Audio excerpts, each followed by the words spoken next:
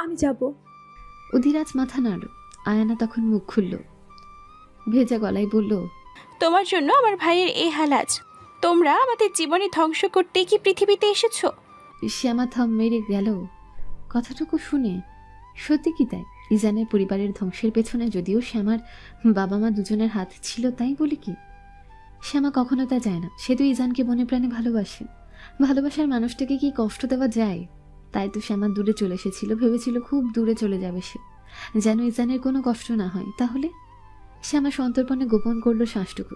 তারপর অধিরাজের পেছন পেছন চলতে লাগলো। হসপিটাল। সাদা চাদরে জড়ানো হৃষ্টপুষ্ট দীর্ঘকায় যুবকের দেহটা জড়িয়ে আছে হসপিটালের নামি দামি ইকুইপমেন্টের সাথে। শ্যামার বুকের ভেতরটা ব্যথাটা যেন এবার খুব বেড়ে গেল। শ্যামা ধীরে ধীরে ভেতরে প্রবেশ করলো। ইজানের ফর্সা রং ফিকে, এলোমেলো চুল মুখের এক পাশটায় কেটে গেছে অনেকটুকু। শ্যামা মুখে হাত দিয়ে কেঁদে উঠল। এ কি সেই তার সুফিয়ান, যাকে সুস্থ সবল দেখে এসেছিল? এতটা ভালোবাসে তার সুফিয়ান তাকে, এতটা নিজের জীবন বিপন্ন করতে এক ফোঁটা ভাবেনি। কেন? শুধু শ্যামাকে ভালোবাসার জন্য? শ্যামা ইজান কাছে গিয়ে বসলো। এক হাত বিচরণ করলো ইজানের শরীর। আঘাতের জায়গাগুলো যতবার ছুল, শ্যামার বুকের ভেতরটা দুমড়ে মুচড়ে গেল। শ্যামা সইতে না পেরে ইজানের লোমহীন বুকে মাথা রাখলো। বিড়বিড় করে বলল, সুফিয়ান, আমি আর তোমাকে হারাতে চাই না। বাঁচতে চাই আমি তোমার সাথে, হেঁটে যেতে চাই অনেক পথ। Please come back. তোমার চাঁদ তোমার জন্য অপেক্ষা করছে, প্লিজ। পিটপিট করে চোখ খুলল ইজান। গত দুদিন তার হুঁশ ছিল না। ভালোবাসার মানুষটার ছোঁয়া পেয়ে সে যেন ফিরে এলো কোনো অদ্ভুত এক দুনিয়া থেকে, যেখানে একটা ছোট্ট বাচ্চা ইজানকে বাবা বলে ছুটোছুটি করছে তার সাথে। বাচ্চার মিষ্টি মুখ দেখে ইজান যেন দুনিয়ার সব কিছু ছেড়ে দিয়ে সারা জীবনের চলে বাচ্চাটার সাথে থাকতে চায়। শ্যামার মৃদুস্বরের কণ্ঠ যেন ভেসে আসে। ইজানের তখনও হুঁশ নেই। সে খেলে যাচ্ছে মেয়েটার সাথে। বাচ্চা মেয়ে শ্যামার কণ্ঠ শুনে বলে ওঠে ইজানের উদ্দেশ্যে, বাবা, মা তোমাকে ডাকছে, তুমি চলে যাও, খুব শীঘ্রই আমাদের দেখা হবে। ইজানের মুখে অন্ধকার নেমে এলো। মুহূর্তেই বাচ্চা মেয়েটা হারিয়ে গেল। ইজান খুঁজতে লাগলো এদিক সেদিক, কিন্তু শ্যামার কান্নামাখা মুখটা ছাড়া কিছুই দেখতে পেল না ইজান। চট করে চোখ খুলে নিজের বুকেও শ্যামাকে দেখতে পেয়ে ইজান যে কথাটা প্রথম বলল, শ্যামা, আমি আমার বাচ্চাকে মারিনি, বিশ্বাস করো। শ্যামা সঙ্গে সঙ্গে মাথা উপরে তুলে ইজানের চোখ খুলতে দেখে খুশিতে আত্মহারা হয়ে গেল। ইজানের কপালে চুমু এঁকে দিয়ে বলল, এখন কেমন লাগছে তোমার? ইজান তার বাম হাতে শ্যামার চোখের জল মুছে দিল। বলল, কেঁদো না শ্যামা, আমি ঠিক আছে, তোমার ছাড়া কোথাও যাব না। আমি তোমাকে যেতে দিব না। দুজনেই হাসল। শ্যামা আবার বলল, আমি ডাক্তারকে ডাকছি, তুমি রেস্ট করো। ইজান হ্যাঁ বোধক মাথা নাড়ল। শ্যামা চোখ মুছে বাইরে বেরিয়ে গেল। সবাইকে খবরটা দিতে এক এক করে দেখা করতে লাগলো ইজানের সাথে। শ্যামা তখন পা বাড়ালো ডাক্তারের কেবিনে। শ্যামা যেতেই ডাক্তারকে বলল, স্যার, ইজহানের জ্ঞান ফিরেছে।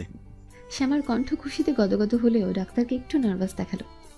শ্যামার দিকে একটা রিপোর্ট এগিয়ে দিয়ে বলল, ওনার জ্ঞান ফিরেছে, আলহামদুলিল্লাহ, চিন্তামুক্ত আমরা। কিন্তু শ্যামা ডাক্তারের কপালের ভাঁজ স্পষ্ট দেখতে পেল। কিন্তু কি স্যার? ওনার অ্যাক্সিডেন্টের ফলে ওনার কোমরের নিচের অংশটুকু প্যারালাইজড হয়ে গেছে। যদিও তা ঠিক হয়ে যায়, তবুও হয়তো আর কখনো উনি বাবা ডাক শুনতে পারবেন না। ওনার সেক্সুয়ালিটি হারিয়ে ফেলেছেন। শ্যামা চোখ বড় বড় করে তাকিয়ে রইল ডাক্তারের দিকে। কোথাও বাজ পড়লো এমন এক বিকট শব্দ হতে লাগলো শ্যামার ভিতর বাহিরে। ইজানকে এসব কিভাবে বলবে শ্যামা? কি করবে ইজান এসব জানার পরে? শ্যামা আবারও মুখ চেপে কাঁদতে লাগলো। ঠিক তখনই ডাক্তারের দরজার আড়ালে লুকিয়ে পড়লো একটা হাস্যোজ্জ্বল মুখ। কেউ জানতেও পারলো না, কেউ দেখলো না। কিন্তু যখন ইজানের কান পর্যন্ত কথাটুকু পৌঁছালো, ইজান বেদনাদায়ক এক হাসি দিয়ে বলল, আমি কখনো বাবা ডাক শুনতে পারবো না, না হাঁটতে পারবো। এই অচল শরীরটাতে প্রাণ কেন রাখলেন উপরওয়ালা? এটা কি আমার কোনো শাস্তি? সারা জীবনে কষ্টে দগ্ধ হতে হবে আমার। দিন গড়াতে লাগলো। ইজান ভেঙে পড়েছে, গুটিয়ে নিয়েছে একদম নিজেকে। শ্যামা কাঁদে, তবুও নিজেকে সামলে ইজানকে সময় দেয়। ইজান এখন হুইল চেয়ার ছাড়া কোথাও যেতে পারে না। তেমনই একটা দিন আছে। ইজানের বাসার ছোট্ট একটা শিশু পার্ক আছে। বাচ্চারা রোজ রোজ খেলতে আসে সেখানে। ইজান তার রুমের জানলা দিয়ে দেখে সামনে সে বাচ্চাদের ছুটোছুটি খেলা। ইজান মুগ্ধ নয়নে দেখে। মনে মনে আফসোস হচ্ছে, ইস, তার যদি একটা ফুটফুটে বাচ্চা থাকতো। কিন্তু তা পূরণ হবে না, তাই ভেবে দীর্ঘশ্বাস ছাড়ি ইজান। তখনই শ্যামা এসে দাঁড়ায় ইজানের কাছে। ইজানের কাঁধে হাত রেখে চোখের ইশারা দিয়ে বলে, ওখানে যাবে? ইজান পার্কের বাচ্চাদের দিকে শূন্য দৃষ্টিতে তাকিয়ে থেকে ভারী নিঃশ্বাস ছেড়ে বলল, না, কেন না? চলো তো, ভালো লাগবে। ইচ্ছে করছে না। আরে চলোই না, মজা হবে। বলতে বলতে হুইল চেয়ার ঠেলে বেরিয়ে গেল তারা। পার্কের সামনে এসে বাচ্চাদের দেখতে পেল, সবাই মিলে খেলছে। শ্যামা কিছু ভাবল, বাচ্চাদের উদ্দেশ্যে হাত ছেড়ে বলল, বাচ্চারা আমাদের সাথে খেলবে? বাচ্চা হই হই করে আরো বেড়ে গেল। হ্যাঁ খেলবো, কিন্তু কি খেলবে? কানামাছি খেলবো, চলবে? সকলে এক্সাইটমেন্ট নিয়ে হাতে তালি দিল। তারপর শুরু হলো পাটাপাটি। তখন ইজান বলল, তোমরা খেলো, আমি দেখি। শ্যামা আর জোর করলো না। এইটুকুন এসেছে ইজান, এটাই বড়। শ্যামা মাথা নেড়ে বাচ্চাদের দলে মিশে গেল, যেন ছোট্ট বাচ্চাদের সাথে মেয়েটাও বাচ্চা হয়ে গেছে। শ্যামা এবার বাড়তে শুরু করলো, অবু 10 করি, নারী ভুড়ি, ট্যাংরা মাছের চড়চড়ি, কে নিবে কত আনা, বলে দাও না ভাই শুনি। শ্যামার বাটাবাটির কথা শুনে বাচ্চারা হো হো করে হেসে দিল। হাসলো ইজানও। শ্যামার তা দেখে অনেক ভালো লাগলো, কিন্তু সে কোমরে হাত গুজে দাঁড়িয়ে মুখ গম্ভীর করে বলল, এই তোমরা এভাবে হাসছো কেন? আমি কিন্তু খেলবো পরে। বাচ্চারা মুখ টিপে হেসে বলল। তোমার কবিতাটা জোস। শ্যামা একটু ঝুঁকে সে বাচ্চার নাক টিপে বলল, তোমাকে শিখিয়ে দেব এই জোস কবিতা, কেমন? বাচ্চাটা হেসে মাথা নাড়ল। তারপর আবার শুরু হলো বাটাবাটি। একে একে সব বাচ্চারা উঠে গেল, জোর হলো শ্যামা। বাচ্চাদের মতো গাল ফুলিয়ে চোখ বাঁধল সে। শুরু হলো আবার ছুটাছুটি, হই হুল্লোড়। সব বাচ্চারা ইজানের পেছনে লুকিয়ে গেল। পুরো মাঠের বাচ্চারা ছুট। শ্যামা দুহাত অন্ধের মতন এদিক এদিক বারবার ছড়িয়ে যাচ্ছে, কাউকেই ধরতে পারছে না সে। শ্যামা কাউকে ধরতে না পেরে সোজা হেঁটে চলে যেতে লাগলো। ব্যালেন্স ঠিক রাখতে না পেরে হুমড়ি খেয়ে পড়ে গেল ইজানের উপর, আর তার নরম তুলতুলে ঠোঁট স্পর্শ করে গেল ইজানের গ্রীবাদেশে। সাথে সাথে শক্ত করে ধরে ফেলল ইজান শ্যামাকে। ইজানের গরম ভারী নিঃশ্বাস টের পেয়ে শ্যামা অবাক হয়ে গেল। ইজানের শারীরিক ত্রুটি কি আসলেই আছে? এটা নিয়ে এবার দ্বিধায় পড়ে গেল। শ্যামার শরীরে স্পর্শে ইজানের উত্তেজনা জেগে উঠতে দেখে দুজনেই হাঁ হয়ে গেল। একে অপরের দিকে এক দৃষ্টিতে চেয়ে রইল কিছুক্ষণ। তারপরে দুজনের মুখ থেকে মেদুর ছায়া দূর হয়ে গেল। ইজান খানিকটা লজ্জা পেয়ে লাল টুকটুকে লাল হয়ে গেল। তা দেখে শ্যামা খুশিতে লাফিয়ে উঠল। তুমি তুমি ঠিক হয়ে গেছো? ইজান লাজুক মুখ লুকাতে ব্যস্ত। সেদিন শ্যামা খুশিতে ইজানের রিপোর্ট নিয়ে ছুটল হসপিটালে। মনের মাঝে তার আজ এত বাজি ফোটানোর মতো শব্দ হচ্ছে। ইজানের ফিকে মুখটা দেখতে এত কষ্ট লাগতো শ্যামার। আফসোস হতো খুব, বারবার মনে পড়ে যেত তার বাচ্চাটার কথা। এসব ভাবতে ভাবতে ডাক্তারের কেবিনের সামনে এসে দাঁড়ালো সে। দরজার হাতলে চাপ দিতেই ভেতর থেকে ভেসে এলো এক পরিচিত কণ্ঠ। আশা করছি ইছানের শরীর মেডিসিন দীর্ঘদিন কার্যকর হবে, নয়তো বুঝতে পারছেন আমার বাবা আপনার লাইসেন্স ক্যান্সেল করবে তো করবেই, তার উপর আপনি বউ বাচ্চা হারা হবেন। আপনি আমাকে দিয়ে এসব পড়িয়ে পার পেয়ে যাবেন ভাবছেন? ভুলে যাবেন না, এই শহরের হবু এমপি সে। আপনাকে অত শত বুঝতে হবে না, যা বলেছি তাই করুন। ডাক্তার হতাশার শ্বাস শুনতে পেল শ্যামা। ভেতরে এবার আরও কিছু কথা শোনা গেল। শ্যামা প্রতিটা কথা রেকর্ড করে নিল আগে। তারপর দরজা ঠেলে ভেতরে ঢুকিয়ে চমকে গেল শ্যামা।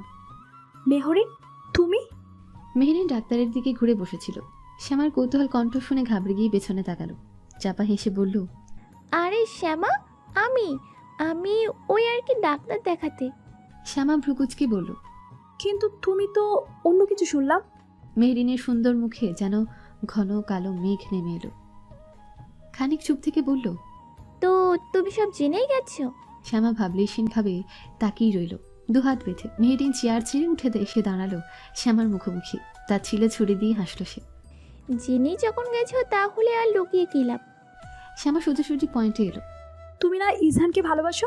তাহলে এসব কেন করলে? শুধু তাই নয়, তুমি তুমি আমার বাচ্চাটিকেও মেরে দিলে। কি দোষ ছিল বাচ্চাটার? পৃথিবীর আলো দেখার আগে তুমি ওকে মেরে ফেললে। এই পর্যায়ে ধরে এলো গলা। মেহরিনের হাসি মিলিয়ে গেল। বিড়বিড় করে বলল, ভালো তো আমার মাও বাসত মেহুতাব আঙ্কেলকে, খুব ভালো, অথচ কি পেল? সারা জীবন অবহেলা। শ্যামা অবাক কথায় ডুবে গেল। কি বলছো এসব? সত্যি বলছি, আমার মা এশা মেহুতাব আঙ্কেল আর তোমার মার ভালো বন্ধু ছিল, এতটাই যে এক প্লেটে খাবার খেত। কিন্তু তোমার মা ফাঁসিয়ে ফেললো মেহুতাব আঙ্কেলকে, আর আমার মা অনেক কষ্ট পেয়েছিল। অথচ আমার মার পেটে আমি ছিলাম, মেহতাব আঙ্কেলের অবৈধ সন্তান। অথচ দেখো ভাগ্যের কি পরম ইতিহাস। তোমার মাম্মা আঙ্কেলকে ঠকালেন। মা ভেবেছিল এবার হয়তো মেনে নেবে মেহতাব আঙ্কেল আমাদের, কিন্তু কিন্তু উনি নিজেই আমাকে না যেই বলে দিল। আমার মা এসব সইতে পারেনি, সে দেশ ছেড়ে চলে যান। আমার জন্মের পর মা আমাকে সব বললেন। আমার মায়ের প্রতিশোধ নিতে এত কিছু করা। তাহলে তুমি ইসানের বোন? আমি কি এতক্ষণ উগান্ডার ভাষায় কথা বলেছি নাকি? শ্যামা শুকনো ঠকিল। এমন তো নয়। ইসানের মা মারা যাওয়ার পিছনে তোমার হাত? আমার মা আমাকে সামলে কষ্ট হচ্ছিল, তাই আমার ছোট মামা আমাকে তাদের সাথে নিয়ে আসে। তাদের বাবা মা বলেই ডাকি। আর এতদিনে জানতে পারি ইজানদের সাথে অনেক ভালো সম্পর্ক বাবার। নিজের বাবাকে দেখবো সেই লোক সামলাতে পারিনি, তাই আমি ছুটে গিয়েছিলাম সেদিন তাদের বাসায়। কিন্তু বাগের থেকে দুজন মানুষের ঝগড়ার আওয়াজে সেখানে থেমে যাই। মেহতাব আর তার স্ত্রী সানিয়া ঝগড়া করছে। তখনই জানতে পারি তোমার মা আবারও আমার সোকল পিতার সংসারে আগুন ধরিয়ে দিয়েছে। ইনফ্যাক্ট এত রাগ হচ্ছিল না, তাই তো আগুনটা সেদিন আমি ধরিয়ে দিয়েছিলাম। বয়সে ছোট হলেও ক্রাইম করার বুদ্ধি ছিল আমার। সেই জন্য তো আজ পর্যন্ত কেউ জানতে পারেনি সেদিন ইজানের মা আত্মহত্যা নয়, খুন হয়েছিলেন। শ্যামার গায়ের লোম দাঁড়িয়ে গেল। সানি আন্টি কি দোষ করেছিল? কিছুই না, উনি আমার সকল পিতার সহধর্মিণী ছিলেন। আর আমার মা সারা জীবন সমাজের কাছে কলঙ্ক, তাই রাগেই দুঃখে মেরে দিয়েছি, ব্যাস। যেন সামান্য কোনো ব্যাপার মেহেরিনের কাছে। শ্যামা চোখ মুখ অবিশ্বাস্য ফুটে উঠেছে। সে বলল, আর ইউ ম্যাড? মেহেরিন হেসে ফেলল। রেলিংয়ে চেয়ারে বসে পা দুলিয়ে দুলিয়ে বলল, মারতে তো তোমার মাকেও গিয়েছিলাম, কিন্তু বেচারি তোমার বাবার কাছে এত অত্যাচার সহ্য করতে না পেরে ভেগেছে। এই জন্য মায়া হলো জানো তো, তাই ছেড়ে দিলাম। শ্যামা এবার ভাষা হারিয়ে ফেলল। মেহেরিন তখনই হিংস্র চাহনি নিয়ে তাকালো শ্যামার দিকে। টেবিলের উপর রাখা ছুরিটা নিয়ে গেঁথে দিল শ্যামার গলার উপর। আচমকা এমন অ্যাটাক খাওয়াতে সামলাতে পারল না শ্যামা। চোট খেয়ে আহ করে উঠল। ক্ষত থেকে গলগল করে বেরিয়ে আসতে লাগলো রক্ত। এই কি করছো তুমি? চিৎকার করলো শ্যামা। মেহেরিন বলল, তুমি আমার সব সত্যও জেনে গেছো। যদিও তোমাকেও মারতাম, আমার সকল বাবার পরিবার ধ্বংস করে দিতাম। তা না হয় তোমার থেকে শুরু হোক, মেরে তোমার প্রতিটি পার্টস বিলীন করে দিব আমি। শ্যামা মেহেরিনকে ধাক্কা মেরে দূরে সরাতে চাইল। পাগল হয়ে গেছো? তোমার চিকিৎসা দরকার, ছাড়ো আমায়। মেহেরিন ছাড়ল না, গলার উপর আরও দাবিয়ে দিয়ে চিল্লিয়ে বলল, হ্যাঁ হয়েছি পাগল। তুমি কি জানবে যে মেয়ে অবৈধ হয় তাকে কত কিছু সহ্য করতে হয়? জানবে না, কারণ তুমি তেমন সিচুয়েশনে ছিলে না। শ্যামা এবার সইতে না পেরে নিজের নখ দিয়ে মেহেরিনের মুখে খামচি মারল। সাথে সাথে ছিটকে গেল মেহেরিন। সেই সুযোগে শ্যামা পালাতে যাবে, তখনই পেছন থেকে মেহেরিন আবারও শ্যামাকে ধরে হাতে ছুরি ঢুকিয়ে দিল। শ্যামা গগন বিদারি চিৎকার করে উঠল। ডাক্তার পাশেই বসে ভয় আধমোড়া। মেহেরিন থেমে নেই যেন। ছুরি দিয়ে আবার আঘাত করতে যাচ্ছিল, তখনই একটা বলিষ্ঠ হাত মেহেরিনের হাত ধরে নিয়ে ঠাঁটিয়ে এক চড় বসালো। মেহেরিন পেছনে তাকিয়ে চোখ বড় বড় করে ফেলল। ভয় ভয় বলল, ইজান, তুমি তুমি দাঁড়াতে পারো? তখনই পেছন থেকে হেসে ওঠে অধিরাজ। শুধু দাঁড়াতে নয়, দৌড়াতেও পারে। কিন্তু তুমি তো। তখনই পেছন থেকে এক বয়স্ক কণ্ঠ ভেসে এলো, তুমি চলো ডালে ডালে, আর আমরা চলি পাতায় পাতায়। মেহেরিন এবার ভয়ে চুপসে গেল। একদলা কালো কুলুপ যেন মুখের মাঝে লাগিয়ে দিল কেউ। এসব কি বলছেন দাদিজান? শ্যামা এবার হেসে ফেলল। বিষয়টা সিনেম্যাটিক্স হলো সত্যি মেহরিন, আমরা সব জেনে গেছি। মেহেরিনের মাথায় বিন্দু বিন্দু ঘাম। আপনারা কি বলতে চাইছেন? ইজহানের অ্যাক্সিডেন্ট তুমি করিয়েছো। শুধু তাই নয়, ডক্টরকে দিয়ে কি সব ভুলভাল বকিয়েছিলে সেদিন, মনে আছে তোমার? মেহেরিন চোখ বড় বড় করে চেয়ে রইল। শ্যামা বলতে লাগলো, আমি কিন্তু সব রিপোর্ট পরের দিন অন্য ডক্টরকে দেখিয়েছিলাম, তখনই সব সত্য ক্লিয়ার হয়।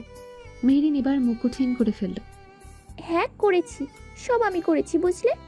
দাদিজানকে ধাক্কা দিয়ে আমি ফেলেছি, তোমার বাচ্চাকে আমি মেরেছি, ইজানকে মারার চেষ্টা আমি করেছি, ইজানের মাকেও আমি খুন করেছি।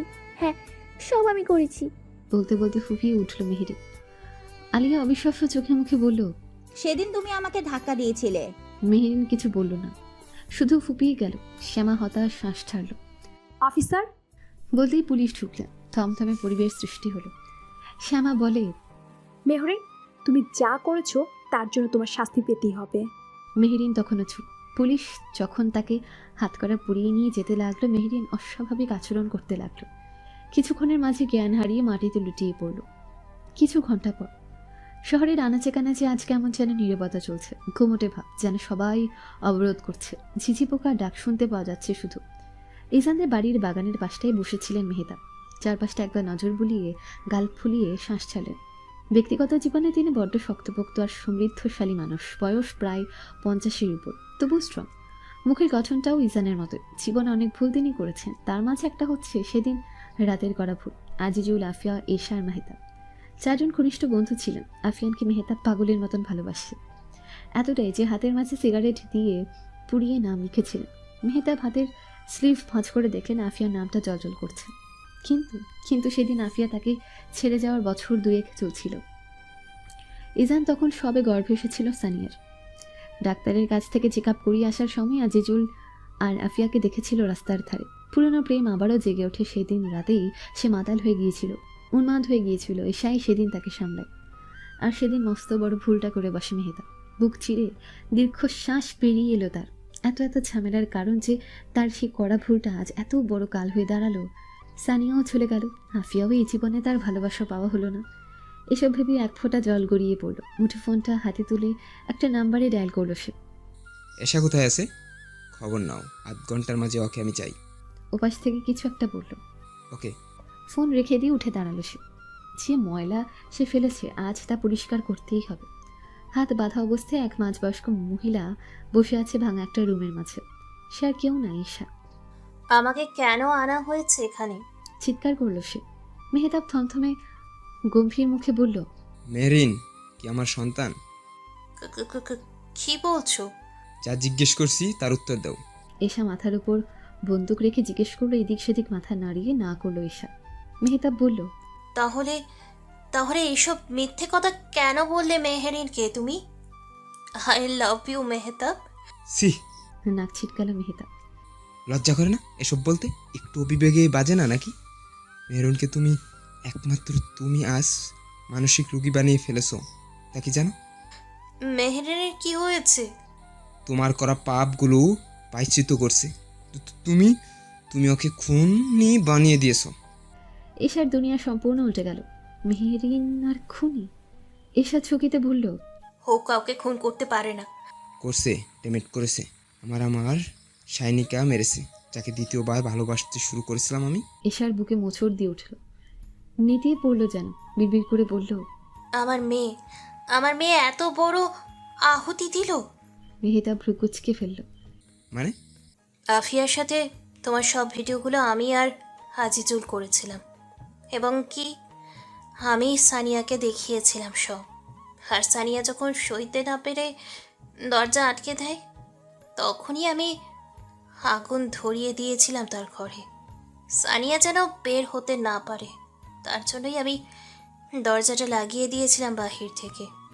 ইনফ্যাক্ট হাফিয়ার মনে তোমায় নিয়ে বিষ আমি ঢেলেছিলাম। সে তোমার ব্যবসার অবনতির জন্য নয়, বরং আমার জন্য ছেড়ে গিয়েছিল। সেটাই তোমার অফিসে বলতে এসেছিল সেই দিন, কিন্তু তুমি তাকে বের করে দিয়েছিলে। আর সে তোমাকে বোঝাবার জন্য চেষ্টা করেছিল। এক পর্যায়ে সে তোমার খুব কাছে আসে, তাই ক্যাপচার করে পাঠিয়েছিলাম সানিয়ার কাছে।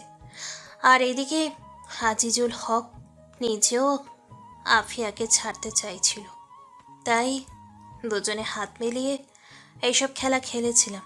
কিন্তু কে জানতো আমার মেয়ে এসবে ফেসে যাবে। মেহতাব মাথায় হাত দিয়ে বসে পড়ল। এই এক জীবনে ভালোবাসার মানুষগুলোকে সে এভাবে হারালো। না আফিয়াকে পেল, না সানিয়াকে। মেহতাবের ভয়ঙ্কর রাগ উঠে গেল। পরপর ছাটিয়ে কয়েকটা চর বসিয়ে দিল, তাতেও রাগ কমল না। মেহতাবের বন্দুকের সব কটা গুলি ঠুকিয়ে দিল ঈশার মাথায়। রক্তাক্ত ঈশার সেখানেই মৃত্যু হলো। মেহতাব চিৎকার করে কেঁদে উঠল। এদিকে রিভার সেন্টারের 3 তলার একটা রুমে মেহেরিন শুয়েছিল। তখনই তার কাছে একজন নার্স এসে ফোনটা এগিয়ে দিল, যেটাতে একটা ভিডিও চলছিল। মেহতাব ঈশার কথোপকথন। তা সবটুকু দেখে ভায়োলেন্ট হয়ে যায় মেহেরিন। তার মা তাকে এত মিথ্যা কথা বলেছে। এসব দেখে আর সহ্য করতে পারল না।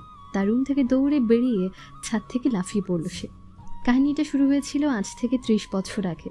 আজিজুল, আফিয়া, মেহতাব ছিল 3 জন ঘনিষ্ঠ বন্ধু। কিন্তু আফিয়া আর মেহতাব এক সময় যখন প্রণয়ে জড়িয়ে যায়, তখনই যেন বন্ধুত্বের ধ্বংস শুরু। মেহতাব আফিয়াকে অনেক ভালোবাসত, পাগলের মতন প্রায়। কিন্তু আজিজুল হক, সেও মনে মনে পছন্দ করতো আফিয়াকে, কিন্তু মুখ ফুটে বলতে উঠতে পারতো না কখনো। তার কারণ ছিল অবশ্যই, আজিজুল হক ছিলেন হৃদের বাবার ধর্মভাই, যে পরবর্তী ফর্মে আজিজুল হকের বিজনেসে অনেক সাহায্য করে। শুধু তাই না, আফিয়াকে পেতেও যথেষ্ট সাহায্য করেছে। তার অবশ্যই বড় কারণ ছিল, হৃদের পরিবার আর ইজানদের পরিবার ছিল রাইভাল। তাদের সম্পর্ক ছিল অনেক খারাপ। যেহেতু হৃদরা ছিল মাফিয়া দলদের সাথে জড়িত, আর ইজানের পরিবার রাজনৈতিক আর দেশপ্রেম ছিল রন্ধ্রে রন্ধ্রে, তাই তাদের মধ্যে কখনো মিল ছিল না।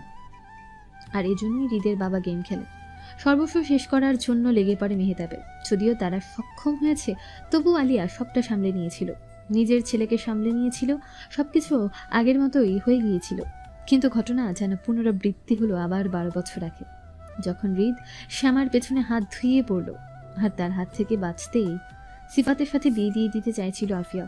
আফিয়া, যে হৃদের বাবা হুমায়ুনকে অনেক ভয় পেত, কারণ আফিয়া ছিল অনাথ, আগে পিছে কেউ ছিল না তেমন। হুমায়ুন তাকে ব্ল্যাকমেইল করে, আজিজুল হকের সাথে তার কিছু আপত্তিকর ছবি জুড়ে লাগিয়ে মেহতাবকে দেখাবে বলে হুমকি ছড়ে। তাতেও তো আফিয়া রাজি হয় না। তখনই মেহতাবের বিজনেসে লস করায় এবং সাফল্য হয়, তাতে আফিয়া হুমায়ুনের কথা মানতে নারাজ। তখনই মামলা হয় মেহতাবের উপর, আর আফিয়া তাতে খুব ভয় পায়। হুমায়ুনের কথা অনুযায়ী সবকিছু করতে হয় তাকে, আজিজুলকে বিয়ে, মেহতাবকে অপমান, আরও কত কি। কিন্তু আজিজুল হকের সাথে বিয়ের কয়েক বছর পর যখন শ্যামা আর জান্নাত স্কুলে পড়ছে, তখন হুমায়ুন আজিজুলকে বলে, তোর বউকে বিজনেস ট্রিপে নিয়ে চল। তখন আজিজুলের খটকা লাগে, সে চায় না দিতে। তখনই হুমায়ুন তার আসল রূপ দেখাতে শুরু করে। বলে গেছিস নাকি আমার উপকারের কথা? এত অকৃতজ্ঞ তুই? আমি তো তোকে নিজের ভাই ভাবতাম। আজিজুল হক মানতে নারাজ। যত কিছুই হোক, কিন্তু আজিজুল হকের ছিলেন টাকার উপর অনেক দুর্বলতা। টাকা একবার চলে গেলে তা তো আর পাওয়া যাবে না। তাই আজিজুল হক রাজি হয়ে গেলেন। সেইবার প্রথম মাফিয়ার আত্মমর্যাদা ভেঙে চুরমার করে দিয়েছিল আজিজুল হক। তারপর থেকে শুরু হয় আজিজুল হকের নতুন ক্লায়েন্টদের বিছানা সঙ্গী হওয়া। এসব থেকে যখন হাঁপিয়ে ওঠে আফিয়া, তখনই তার পরিচয় হয় এরশাদের সাথে, এবং সেই বের করে আনে সব কিছু থেকে। আফিয়া জানতো, আর যাই হোক, আজিজুল তার 2 মেয়েকে অনেক ভালোবাসত, কখনো কোনো ক্ষতি তাদের করবে না। তবুও শ্যামাকে নিয়ে যথেষ্ট টেনশনে ছিল, তাই সিফাতের সাথে বিয়ে দিতে চেয়েছিল। কিন্তু আজিজুল তা হতে দেয়নি। সব শেষে নিজেকে বাঁচাতেই এক প্রকার ডিভোর্স দিয়ে এরশাদকে বিয়ে করে। এসব ভেবে বুক ছিঁড়ে দীর্ঘশ্বাস ছাড়লো আফিয়া। নামি দামি রেস্টুরেন্টে বসে আছে, ঠিক তার সামনে বসে আছে মেহতাব। চোখে মুখে না পাওয়ার বেদনা, এত কিছু সহ্য করতে হয়েছে তাকে, এই ভেবেই মেহতাব শিউরে উঠল। দীর্ঘক্ষণের নীরবতার পর আফিয়া ফিচের হাসল, বলল, আমাকে ক্ষমা করে দিও, সাংঘাতিক বেইমানিটা করে বসেছিলাম সেদিন। মেহতাব হতাশার শ্বাস ছাড়ল। একটিবার আমাকে যদি বলতে। আফিয়া আরো রংহীন হাসিটা হেসে বলল, যা হবার তা হয়ে গেছে, ভালো থেকো, আজ আসি। মেহতাব তার চোখের জলটুকু লুকিয়ে বলল, আমাদের কি আর দেখা হবে? আফিয়া পেছনে ঘুরে মিষ্টি করে হেসে বলল, ভালো থেকো। বলে সে আর দাঁড়ালো না, চলে গেল। মেহতাব তাকিয়ে রইল। হালকা সবুজ জর্জেট শাড়ি পরা, মুখটাতে যেন শ্যামার আদর। মা মেয়ে চেহারার কতটা মিল। এতদিন পর আফিয়াকে পেয়ে ঝুড়ি ভর্তি কথা বলতে চেয়েছিল সে, অথচ অতীতের কিছু তিক্ত স্মৃতি কখনো পাল্টানো যায় না। ট্রেন চলছে ঝকঝক শব্দে। চলতি ট্রেনের বাইরে তাকিয়ে আছে জান্নাত, চোখ ভর্তি জল। ভার্সিটি সেদিন রাতে কথাগুলো ভুলতেই পারছে না জান্নাত। আরমান তার সাথে এমন কিছু করবে কিভাবে? জান্নাত চোখ বুঝল। সাথে সাথে ভেসে উঠল ভার্সিটির বছর পূর্তির অনুষ্ঠানের দিনটার কথা। সেদিন সকলের সামনে আরমানের জান্নাতের ঠোঁটে চুমু খেয়েছে এবং হৈ হৈ করে উঠেছে ওর বন্ধুরা। সকলের সামনে এটা বাজিয়েছিল, বলেছিল বাঁকা হেসে, তাই সকলের সামনে ঠাঁটিয়ে ছড় মেরে দিয়েছিল জান্নাত। এরপর থেকে এড়িয়ে চলতে শুরু করে জান্নাত আরমানকে। কিন্তু আরমান নাছোড়বান্দা, সে অ্যানাউন্স করে দেয় খুব জলদি সে বিয়ে করছে, আর তার সঙ্গী হবে জান্নাত। হলেও তাই, হেতে যেন জান্নাত হুমড়ি খেয়ে পড়েছে। তাই এসব থেকে পালাতে সে ফিরে যাচ্ছে তাদের পুরনো বাড়িতে। অর্ধেক পথে ট্রেন থেমে যায়, সবাই চিল্লাচিল্লি করতে শুরু করে। তখনই জান্নাতের হুঁশ ফেরে। জানলার বাইরে তাকায় যখন, তখন চোখ ছানা বড়া হয়ে যায়। বাইরে আরমান দাঁড়িয়ে আছে, তাকে ঘিরে দাঁড়িয়ে আছে প্রায় অনেক সিকিউরিটি গার্ড। জান্নাতের গলা শুকিয়ে গেল। একজন পাবলিক ফিগার এভাবে পাবলিক ট্রান্সপোর্টের সামনে, এটা সবার কাছেই উদ্ভট। আবার আনন্দে চিৎকার করে বলছে, মিস্টার আরমান মেহরা। এই শুনে জান্নাতের তৃষ্ণা পেল, বড্ড তৃষ্ণা। এর মাঝে বাহির থেকে কেউ মাইকিং করছে, সুন্দর মধুর সে কণ্ঠ। এই যে আর কেউ না, আরমান। জান্নাত প্লিজ বেরিয়ে আসো, আমি তোমাকে ফিরিয়ে নিতে চাই। প্লিজ, আই এম সরি, বিশ্বাস করো আমি তোমাকে ভালোবাসি। I love you so much, please come back. জান্নাতের কান্নার বেগ বৃদ্ধি পেল। আরমান কি সত্যিই তাকে এতটা ভালোবাসে? এতটাই সে নিজের ক্যারিয়ার এসবের জন্য কি মোড় নেবে তা ভাবছে না। জান্নাত আর থাকতে পারল না আরমানের ডাকে সাড়া না দিয়ে। এক দৌড়ে ছুটে চলে গেল আরমানের কাছে। জান্নাতকে দেখে শান্তির শ্বাস ছাড়ল। মাইকের মাঝে চেঁচিয়ে বলল, উইল ইউ ম্যারি মি? জান্নাত দৌড়ে ঝাঁপটে ধরল আরমানকে। মুখে কিছু বলতে পারল না, শুধু ফোপাতে লাগলো। হসপিটাল থেকে বাসায় ফিরে সবাই বসার ঘরে বসে পড়ে। ইজান প্রায় 3 দিন আগেই ঠিক হয়, তার কারণ অবশ্যই শ্যামা। সে আবার নতুন ডাক্তারকে দিয়ে চেক আপ করিয়ে জানতে পারি ইজান সম্পূর্ণ সুস্থ। পায়ে শুধু ফ্র্যাকচার ছিল, যা ঠিক হয়ে যাবে খুব জলদি। এটা শুনে শ্যামা যতটা না খুশি হয়, তার থেকে দ্বিগুণ রাগ হয় আগে ডাক্তারের উপরে। তাই সেখানে গিয়ে ডাক্তারকে হুমকি ধামকি দিতে লোকটা সব বলে যে মেহেরিনের কথায় সব করেছে সে, নয়তো তার পরিবারকে মেরে ফেলতো সে। শ্যামা সব শুনে মনে মনে ফোন দিয়ে আঠে, আর তার ফোন দিতে পা দেয় মেহেরিন। এসবে অনেক সাহায্য করেছে অবশ্যই আলিয়া আর আয়ানা। সকলেই এখন শোকাহত। মেহেরিনের এভাবে মৃত্যু হোক কেউ চায়নি, এটুকুন ভেবেই পরিবেশ গুমোটে ভাব চলে এলো। রিশ কাটতে আয়ানা বলল, আমি চা করে আছি সবার জন্য। আলিয়া সম্মতি দিয়ে বলল, সাথে মিষ্টি নিয়ে। হাই। সবাই চমকে বলে, মিষ্টি? হ্যাঁ, মিষ্টি। বলে টিভি অন করে দিল আলিয়া। মিটিমিটি হেসে বলল, আমার ছোট দাদু ভাইকে একেবারে তার দাদার মতো হয়েছে। তোদের দাদাও আমাকে এভাবে পাবলিকের সামনে প্রপোজ করেছিল। উৎসুক হয়ে সবাই বলল, পরে? আলিয়া ভাব নিয়ে বলল, পরে আর কি, বেচারার মুখ দেখে এত দয়া হলো যে হ্যাঁ বললাম। সকলে হো হো করে হেসে দিল। শ্যামাও হাসল। যাক, বোনটাকে নিয়ে এবার সে চিন্তামুক্ত হবে। শ্যামার ভাবনার মাঝে আলিয়ার কথায় ফোড়ন কাটল। ভাবছি এবার একসাথে দুটো বিয়ে হবে, একই বিয়ের পিঁড়িতে বসবে 2 জুটি। এটা শুনে শ্যামা লজ্জায় লাল হয়ে গেল, সঙ্গে সঙ্গে উঠে চলে গেল উপরে। আলিয়া বলল, এ মা, এখনো লজ্জা পাচ্ছে? আবার হাসলো সবাই। ইজান শুধু চুপ করে রইল। তার কাছে মনে হলো শ্যামার হয়তো ওর উপর অভিমান হয়েছে। সূক্ষ্ম চিন্তার ভাঁজ নিয়ে উঠে গেল ইজান নিজেও। নিঝুম রাতের আঁধারিয়া অম্বরে আজ না চাঁদের দেখা আছে, আর না টিমটিম তারা। শ্যামা ছাদের এক কোণে দাঁড়িয়ে দেখছে এই খালি অম্বরটাকে। জীবনটা কত এলোমেলো হয়ে গেছে তার, কিভাবে সামলাবে সেসব? ইজানের প্রতি বড্ড মায়া হয়। বেচারা তার ভাগ্যের মতোই না মার আদর পেল, না বাবার। আর শ্যামা, সেও তো পায়নি মায়ের আদর। ভেবেছিল সব ঠিক হলেই চলে যাবে সে, হারিয়ে যাবে আঁধারিয়া অম্বরের মাঝে।